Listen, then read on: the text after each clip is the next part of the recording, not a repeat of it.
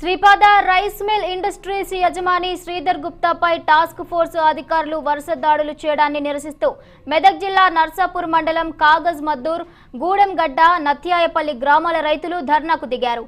నర్సాపూర్ మండలంలోని ఇతర రైస్ మిల్లర్లు ధాన్యం కొనుగోలు చేయడంలో అలసత్వం వహిస్తున్నప్పటికీ శ్రీపాద రైస్ మిల్ ఇండస్ట్రీస్ యజమాని శ్రీధర్ గుప్తా తడిసిన ముక్కిపోయిన మొలకెత్తిన ధాన్యాన్ని కూడా కొనుగోలు చేస్తూ రైతులకు ఎల్లవేళలా అందుబాటులో ఉంటున్న శ్రీధర్ గుప్తాపై కక్షపూరితంగా దాడులు నిర్వహించడం సరికాదని రైతులు పేర్కొన్నారు.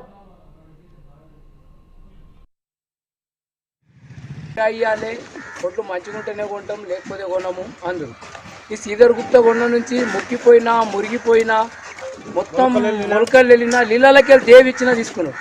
మాకు మాత్రం ఇప్పటి వరకు డబ్బులు మంచిగానే పడ్డాయి. ఇప్పటి వరకు ₹1 ప్రాబ్లం లేకుండా మాకైతే డబ్బులు వచ్చింది. ఏ ప్రాబ్లం ఉన్న సైడు లారీ పంపాలంటే మినీ టైంలో మాకు అర్ధరాత్రి లారీ పంపాడు. కానీ తక్కిన రైస్ మిల్ అయితే ఒక్కరు కూడా మేము పోతే మాకు అసలు కూడా రెస్పాన్స్ చేయలేదు. ఇప్పుడు 2 ఏళ్ళ సంది మన కాగజ్ మద్దూరి వడ్లు తీసుకుంటుండు. 20 మ్యాచర్ వచ్చినా కానీ వడ్లు తీసుకుంటుండు, పచ్చి వడ్లు కూడా తీసుకుంటుండు. ఆయనను మొత్తం మోసం చేస్తారు అంత కుమ్మకాయి.